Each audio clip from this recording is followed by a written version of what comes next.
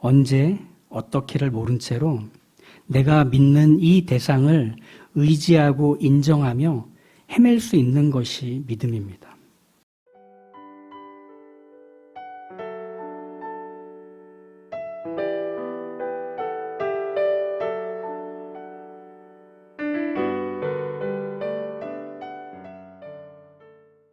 오늘 내용은 이제 바울이 디모데 또 실라 이 일행과 함께 더베에서 루스드라, 이고니온, 비시디아 안디오까지 이동한 후에 그쪽에서 서쪽 지역으로 이동하려고 합니다. 근데 6절을 보시면 성령이 아시아에서 말씀을 전하지 못하게 하셨다. 여기서 말하는 아시아가 이제 바다를 연하고 있는 그 터키의 서부 정도로 여기시면 됩니다. 그러니까 서쪽으로 이동하려고 하는데 성령님이 막으신 겁니다. 이게 뭐 어떤 환상을 통해서든지 아니면 무슨 예언을 통해서든지 뭐 특별한 방식을 통하였는지는 모르겠어요. 나오질 않으니까. 근데 분명한 건 그 서쪽으로 가려는 모든 어떤 방법, 계획, 수단이 다 막힌다는 거죠. 그러니까 어쩔 수 없이 서쪽으로 더 진전은 하지 못하고 이제 위쪽으로 올라갑니다. 그래서 지도를 보시면 부르기아와 갈라디아 지방을 지나서 이제 위쪽인 무시아 성까지 이동하게 됩니다. 근데 여기 무시아에 도착하고 나서 자 보시면 왼쪽으로는 바다예요. 그죠? 그리고 위쪽으로도 바다예요. 왼쪽으로는 그 지중해가 있고 위쪽 북쪽으로는 흑해가 있습니다. 그러니까 바다에 딱 걸려 있는 무시아 지방 그리고 드로아까지 이어지는 그 여정에서 보면 이제 바울과 그 일행은 가야 할 곳이 육지로는 동쪽밖에 없습니다. 그래서 어디로 가려고 했다고 나오죠? 7절을 보시면 무시아 앞에 이르러 비두니아로 가고자 애쓰되 이렇게 나옵니다. 즉 이제 동쪽으로 좀 길을 옮기려고 하는 거죠. 그러면서 내륙으로 더 들어가려고 움직일 때 이번에도 또 예수의 영, 다르게 표현하면 성령님께서 비두니아로 가려고 애쓰는 바울과 그 일행을 또 막아서십니다. 이 장면을 통해 바울과 그 일행들이 겪었던 어떤 당혹스러움, 난감함, 이걸 우리가 그들의 정서로 이해하면은 이 장면들이 좀 더 우리에게 와닿을 것 같습니다. 왜냐하면 지금 이 바울과 일행은 유대 땅을 떠났죠. 예루살렘을 떠났고 안디옥 교회를 떠나서 이제 복음을 전하러 두 번째 이동 중입니다. 여기서 이 바울과 일행의 목표는 한 가지예요. 처음에 이방인들에게 복음을 전하기 위해 바울과 바나바가 따로 구별이 돼서 보냄을 받았죠. 성령의 보냄을 받아서 사도행전 13장에서 이방인들에게 가는 첫 걸음이 떼어지고 난 이제 두 번째 여정입니다. 그런데 이 두 번째 여정에서 자꾸 뭔가 걸리는 거예요. 뜻대로 되지 않는 거예요. 가려고 하는데 막히고 그리고 또 이곳을 지나야 하는 모든 수단과 방법들이 다 폐기가 돼버리는 하루 이틀의 문제가 아니라 좀 가다가 막히는 정도가 아니라 갔는데 막히는 도달했는데 더 가지 못하는 이런 난감한 상황들이 계속 되니까 찾아오는 당혹스러움은 이상하다. 왜 복음을 전하려고 하는데 이렇게 막히지? 왜 하나님께서 우리에게 맡겨주신 일들을 하려는데 이렇게 안 되는 것 뿐이지? 라는 생각이 드는 거죠. 우리도 좀 그럴 때가 있을 것 같아요.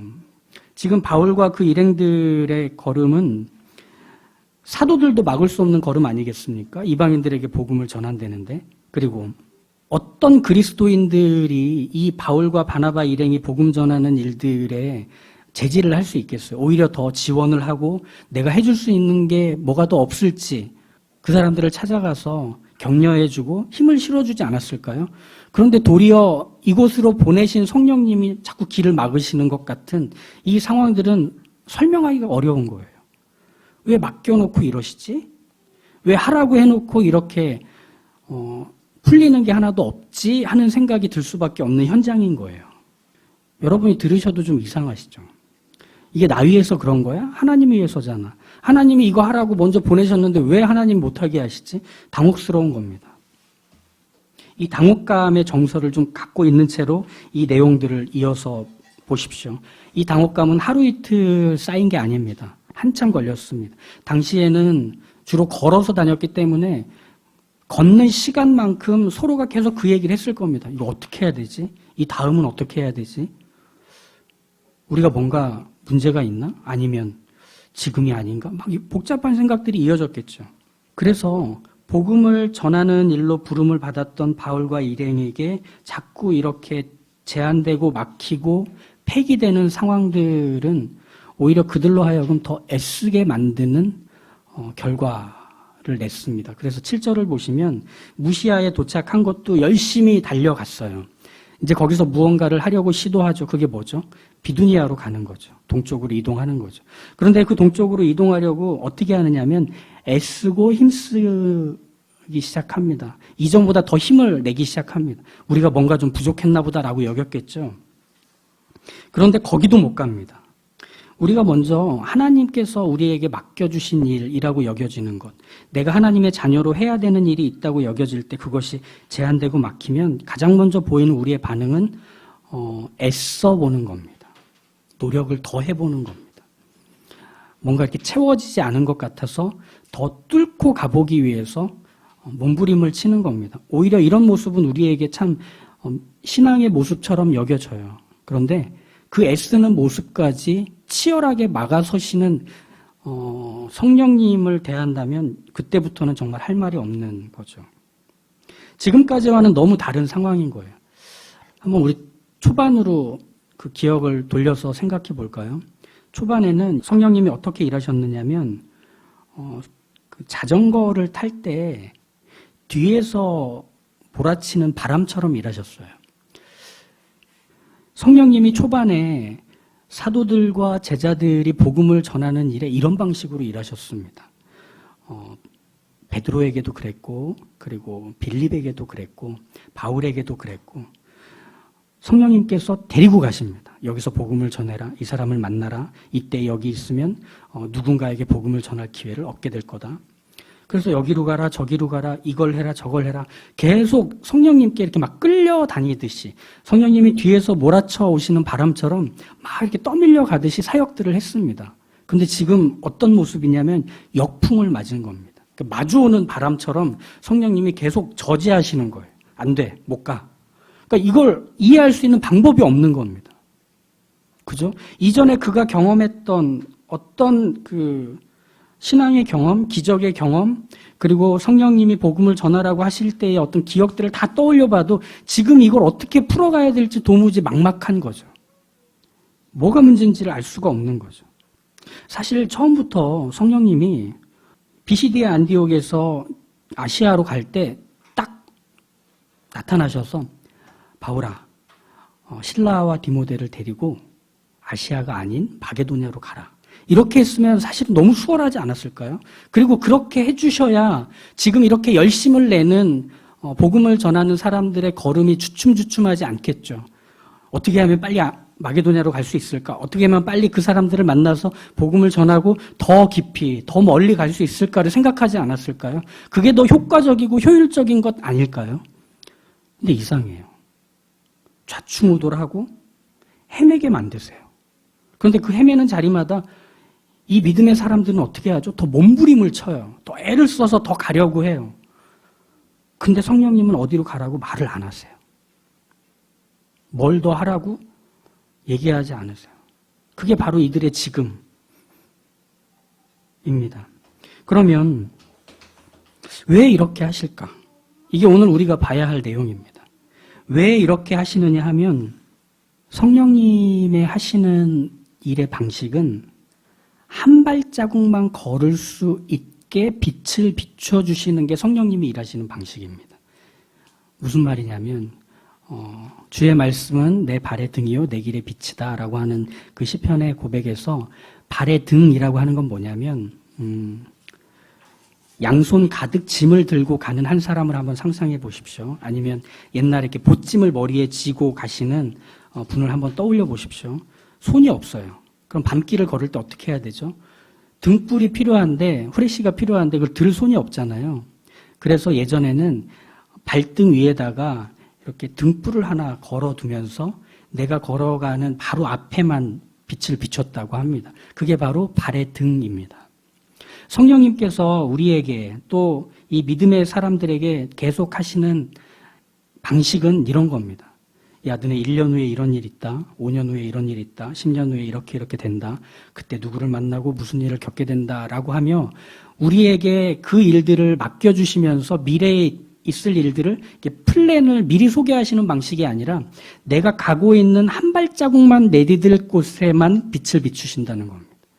그래서 그때그때 피하고 그때그때 건너가고 그때그때 한 걸음만 내디딜 수 있도록 하시는 게 성령님의 일하심. 발의 등처럼 일하시는 모습이라는 겁니다. 그럼 궁금하죠. 왜 그렇게 하시지? 좀 이렇게 이게 간질간질하게 하지 마시고 좀 통 크게 1년짜리 한 번씩 딱 해주시고 5년짜리 딱 해주시고 이러면 얼마나 좋아 하는 생각이 우리도 들죠. 그럼 더 열심히 할 것 같죠. 우리의 모든 것들을 다 동원해서 최선을 다해서 거기에 가담하고 힘쓸 것 같죠. 아닙니다. 그런 방식으로 우리의 1년과 5년과 그리고 우리가 해야 될 일들의 시작과 과정과 결과가 우리의 한눈에 다 들어오도록 알려주신다면 믿음은 필요가 없습니다. 그건 믿을 일이 아니라 알 일입니다. 그냥 알고 하면 되는 겁니다. 믿음은 뭐냐면요. 언제 어떻게를 모른 채로 내가 믿어야 할 바로 그 대상을 의지하며 인정하며 헤매기로 하는 것입니다. 언제 어떻게를 모른 채로 내가 믿는 이 대상을 의지하고 인정하며 헤맬 수 있는 것이 믿음입니다. 그럼 좀 이렇게 낯설지 않으세요? 왜 헤매게 하셔? 내비게이션도 그렇게 안 하는데 왜 성령님은 그렇게 돌게 하시지? 왜 이렇게 효율이 떨어지시지? 우리는 좀처럼 믿음이라는 것에 대한 우리가 알고 있는 보편적인 것을 가지고 오해하곤 합니다. 내가 믿기로 한 신념과 확신이 우리가 보통 알고 있는 믿음입니다. 야, 나 너 잘할 거라고 믿는다. 내가 너 이번에 성공할 거라고 내가 확신한다. 너는 그렇게 할 수 있는 사람이니까. 라고 할 때 우리가 보편적으로 사용하는 믿음은 그 사람이 갖고 있는 가능성을 바라보고 이해한 것을 근거로 내가 믿어주기로 하는 겁니다. 그렇죠? 그러면 믿음의 주체와 믿음의 내용은 누가 만드는 거냐면 내가 만들고 붙드는 겁니다. 즉 믿음은 내가 발동시키는 거죠. 하지만 성경에서 나오는 믿음은 내가 발동시켜내는 믿음이 아니라 하나님이 우리에게 주시는 밖에서 안으로 들어오는 살아계신 하나님을 의식하는 바로 그것입니다. 그렇다면 이건 신념으로 할 수 없는 일입니다. 내게서 없는 건데요. 이건 확신의 문제가 아닙니다. 확신한다고 해서 없는 걸 있게 할 수는 없습니다. 그럼 성경에서 말하는 믿음은 결국 뭐가 되느냐면 하나님이 살아계시다는 것을 우리에게 찾아오셔서 알리시고 보이시고 그리고 확인하게 해주시는 것. 이게 우리의 믿음이 되는 겁니다. 그러니까 우리는 그 믿음 안에서 내 신념을 발동시킬 수가 없습니다. 내 확신의 문제가 아니기 때문에 그렇습니다. 나 하나님 믿어? 그러면 하나님 이렇게 해주실 거야? 라는 문제가 아니라 하나님이 그냥 살아계신다는 실체라는 것만 알고 믿기 때문에 그 하나님이 뭘 하실지는 모르겠지만 그 살아계신 하나님이 하실 거라는 것까지만 우리가 받아들이는 겁니다. 인정하는 겁니다. 그러니까 어떻게, 언제, 이거는 우리에게 없는 거예요. 그건 하나님께 속해 있는 겁니다. 바벨론의 포로로 끌려갔던 사람들 중에 귀족 자제들, 왕족들, 그리고 엘리트들을 따로 선별해서 그들의 집안의 어린 자녀들을 왕궁에서 따로 키웠습니다. 그들 중에 우리가 알고 있는 사람들이 있죠. 다니엘, 그리고 세 친구들이 있죠. 사드락, 메삭, 아벳느고라고 이름을 바꿨던 이 세 친구들. 이들은 바벨론의 왕이 자기의 모양을 본뜬 상을 세우고 거기에 절하라고 하자 거부합니다. 그걸 거부한 사람들에게 주어지는 징벌인 아주 뜨거운 불, 쇠를 녹이는 풀무불에 집어 던지는 징계가 내려지죠. 그때 사드락과 메삭과 아벳느고는 얘기합니다. 우리는 한 하나님 외에 그 누구도 우리의 하나님으로 여기며 경배할 수 없습니다. 우리가 이곳에 던져지는 것이 하나님이 우리를 지키시는 것을 보이는 증거가 될 겁니다. 하지만 그리 아니하실지라도 우리는 여전히 하나님을 믿고 의지할 따름입니다. 이러면서 풀무불 안으로 들어가는 장면을 우리가 성경에서 들어서 잘 알고 있습니다.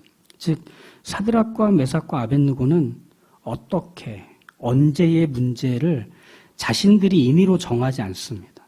하나님이 이렇게 하실 거야. 하나님이 이때 하실 거야 라고 믿는 게 아니라 그 일을 이루시는 분이 하나님이라는 사실만 믿는 겁니다. 지금 성령님께서 바울과 그 일행들이 여기저기 헤매며 정글숲을 지나서 가고 엉금엉금 기어서 가고 늪지대가 나오면 악어떼가 나오는 그 상황들을 계속 마주하면서 이렇게 치고 저렇게 치는 그 와중에 어떻게 해야 되지 하지만 분명한 사실은 하나 있었던 겁니다. 여전히 이 자리에서도 성령님이 우리를 보내셨다는 사실. 그래서 우리가 성령님의 보내심을 받아 복음을 전할 거라는 사실에는 전혀 의심이 없는 겁니다. 아시아로 가는 것이 안 된다 해도 비두니아로 가는 것이 막혔다 해도 그게 아니면 다른 것이 있을 거야. 다른 때가 있을 거야. 그게 바로 10절의 내용입니다. 한번 보시죠. 8절에 보시면 무시아를 지나 드로아로 내려갔는데 이 드로아에서 밤에 환상이 바울에게 보이니 마게도냐 사람 하나가 서서 그에게 청하여 이르되 마게도냐로 건너와서 우리를 도우라 하거늘 바울이 그 환상을 보았을 때 우리가 곧 마게도냐로 떠나기를 힘쓰니 이는 하나님이 저 사람들에게 복음을 전하라고 우리를 부르신 줄로 인정함이로라. 믿음은 인정하게 만드는 것 이상은 없습니다. 그래서 이제 마게도냐로 들어갑니다. 이 그리스 동쪽 편으로 이제 들어가게 되죠. 거기서 본격적으로 이 헬라 사람들에게 복음을 전하는 일이 시작이 됩니다. 그래서 여기서 우리가 잘 알고 있는 많은 믿음의 인물들 그리고 그 지역들이 계속 소개가 돼요. 그리고 여기서 복음을 전하면서 벌어지는 정말 버라이어티한 일들 속에 바울과 그 일행이 묵묵히 복음의 사역자로 일을 하는 장면을 우리가 다음 주부터 볼 겁니다.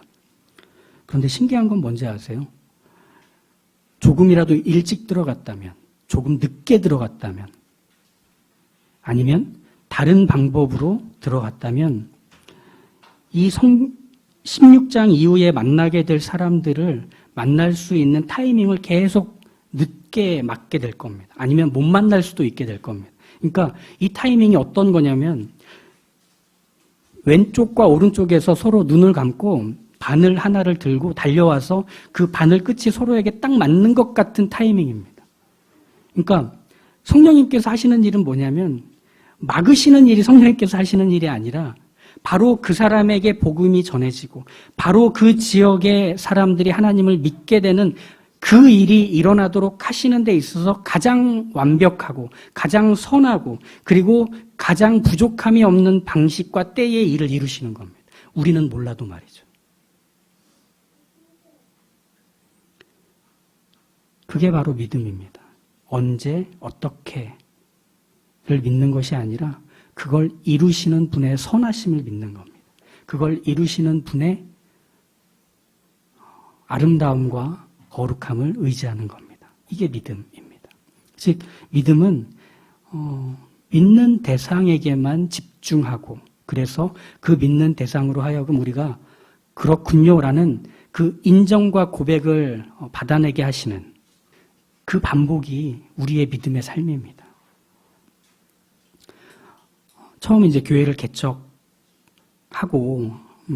감사하게도 1년 동안 모여서 모임을 하고 예배를 하는 1년 동안 제공을 받았습니다. 1년 기간이 지나고 이제 다른 장소로 교회 공간을 찾으려고 정말 열심히 온 교회 성도님들이 발품 팔아가면서 찾았습니다. 막 다 돌아다녔던 것 같아요. 근데 어떤 곳은 이게 부족하고 어떤 곳은 이런 조건에 안 맞고 또 어디는 교회면 안 된다고 하고 정말 힘들게 고민하고 또 기도하고 머리를 맞대면서 찾았습니다. 그러다가 이제 최종적으로 몇 군데를 정해서 이제 그곳으로 교회 공간을 정하려고 우리가 이제 투표를 하는데 그때 딱 발목을 잡는 일이 있었어요. 뭐냐면 우리의 마음에 그래도 가장 들었던 그 공간에 그 건물 아래층에 또 교회가 있는 걸 몰랐어요. 주일마다 모여서 그 사무실 공간인데 거길 빌려서 예배를 드렸던 거죠. 그걸 투표를 하기 얼마 안 됐을 때 그걸 확인한 거예요. 그래서 그 목사님께 주일에 신뢰를 무릅쓰고 전화를 해서 모이고 있느냐, 언제부터 모였냐, 이걸 막 여쭤봤죠. 근데 아무리 생각해도 그 건물에 우리 교회가 들어가서 두 교회가 있는 건 너무 이게 안 될 것 같은 거예요. 그래서 이걸 어떻게 해야 되지? 왜 우리가 이렇게 애쓰고 힘쓰는데 이 땅에 교회를 세우기를 원하신 건 우리보다 하나님이신데 왜 이런 일이 계속 생기는 거지? 우리 어떻게 해야 되지? 이제 계약은 끝났고 나가야 되는데 그만하라시는 건가? 그때였습니다. 우연찮게 아는 분 통해서 여기저기 찾다가 여기를 한번 왔었어요. 이 공간을. 그냥 담배 냄새로 쩌든 공간이어서 첫인상이 너무 안 좋아서 들어왔는데 막 미치겠는 거예요. 이게 막 어지럽고 지금은 하얀데 그때 막 누리끼리 했어요. 그리고 막 아저씨들만 있어가지고 내가 그 산적들의 소굴에 잡혀왔나 싶을 정도로 막 첫인상이 안 좋았죠. 근데 그때 그게 떠오르는 거예요. 연락을 해봤죠. 볼 수 있대요. 아직 공간이 비어있대요. 그래서 급하게 연락해서 들여다보고 그리고 나서 계약을 한 곳이 바로 여기였습니다. 근데 그때만 해도 뭐가 이렇게 힘든가? 공간 하나 구하는 게 이렇게 어렵나? 그리고 하나님은 왜 이 공간을 우리에게 주셨지? 하면서 이제 정리하고 또 예배를 드리면서 모임을 가졌습니다. 근데 언제 하나님이 우리를 이 공간에 오게 하시는 게 하나님의 뜻이었다라는 걸 인정하게 만드셨냐면 어느 수요일 저녁 수요일 날 예배를 드리려고 준비를 하는데 어떤 한 형제가 가만히 문 열고 들어오는 거예요. 어떻게 들어왔지부터 시작해서 저 사람은 누구이며 난 어떻게 해야 되지? 막 복잡한 생각이 오갔죠. 근데 앉아서 기도를 하고 같이 1시간 예배를 드렸습니다. 그리고 끝나고 나서 어떻게 오셨냐? 이 동네 사는데 지나가다가 저기 현수막 밖에 세워진 거 보고 언제 한번 가야겠다 싶어서 시간을 확인해서 오늘 와보게 됐다. 그때 알았어요. 하나님이 이 사람을 위해서 교회를 이 공간에 두셨던 거구나. 그리고 나서 교회가 하나님 것이라는 걸 다시금 확인했었습니다. 우리의 삶이라는 건 그렇습니다. 하나님을 믿는다는 건 하나님 어떻게 해주세요? 하나님 언제 해주세요? 얼만큼 해주세요? 그걸 해내실 수 있는 하나님이기 때문에 믿는다기보다는 그저 하나님이시기 때문에 믿을 뿐입니다.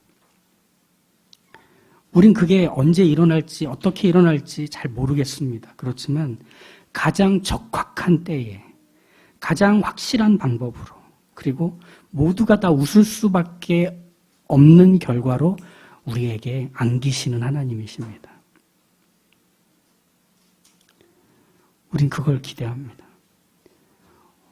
오늘 기도로 섬겨주신 성우 형제의 고백처럼 우린 하나님으로 충분하다는 것을 이 땅을 살아가면서 경험할 수 있습니다. 때로는 우리의 지금에서 다 알지 못해도 다 받아들일 수 없어도 다 인정하고 싶지 않아도 그리 아니하실지라도 하나님이 여전히 일하신다는 것을 하나님이 여전히 당신의 뜻을 이곳에 두고 계시며 내 인생이 그 뜻 안에 묶여 있다는 것을 인정하게 만드실 겁니다. 그 하나님을 기대하십시오. 그 하나님을 바라십시오. 그 하나님을 쫓으십시오. 우리가 예배 전에 같이 불렀던 그 찬양과 같이 나의 가는 길 주님 인도하시니 보이지 않고 알 수 없어도 한 발자국만 내디딜 길에 빛이 비치는 것 같아도 그 빛을 하나님이 비추시면 다행인 겁니다. 그거면 충분한 겁니다. 바로 그 믿음의 사람이 내가 됐음을 기억하시고 그 하나님의 손에 붙들려 살고 있음을 새 노래로 고백하시는 하나님의 사람 다 되시길 주님의 이름으로 축복합니다. 기도하겠습니다.